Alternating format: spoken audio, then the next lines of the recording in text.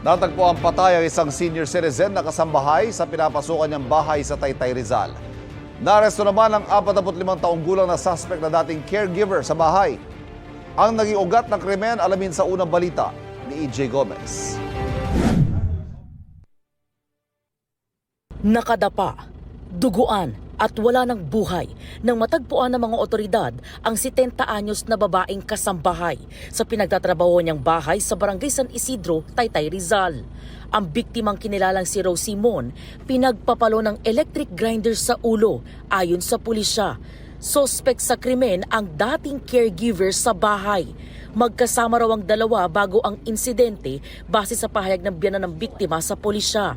Inalok umano ng trabaho ng biktima ang suspect na napag-alamang may utang sa kanya. Pumayag daw ang suspect pero nauwi raw sa pagtatalo ang usapan ng dalawa. Nilalait daw po siya nung biktima tungkol sa kanyang pamilya na hindi na po niya nagustuhan.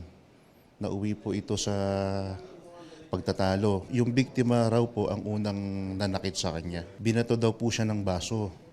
Binato rin daw po siya nung electric grinder po. Nag-agawan daw ang dalawa sa electric grinder hanggang sa makuha ito ng suspect at saka pinagpapalo ang biktima. Hindi po bababa sa 8 pukpok po ang ginawa ng ating suspect sa biktima. At hemorrhagic shock po ang sanhi ng pagkamatay ng ating biktima. Halos hindi na po makita, ma-identify yung mukha ng ating biktima doon. Sa follow-up operation ng pulisya, natunto ng suspect sa bahay ng kanyang anak sa Rodriguez, Rizal matapos ituro ng kanyang asawa.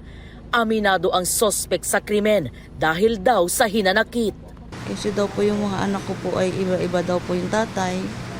Ganoon po, kasi daw po yung asawa ko, mayroong babae. Sobrang sakit naman po siyempre. Pinalo po ako sa tuhod ng kahoy, kaya po ako panay pasa. Yung electric grinder po, gusto niya pong ipukpok sa akin yun. Anong naaga ko po sa kanya yung grinder, sa kanya ko po naipukpok.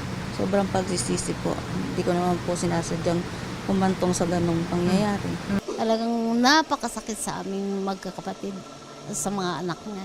Hindi namin matanggap ang pangyayari. Buhay ang kinuha niya, maaari lang pagdusahan po niya. Sa custodial facility ng Taytay Police nakakulong ang suspect na inquest na siya at sinampahan ng kasong homicide. Ito ang unang balita. EJ Gomez para sa GMA Integrated News.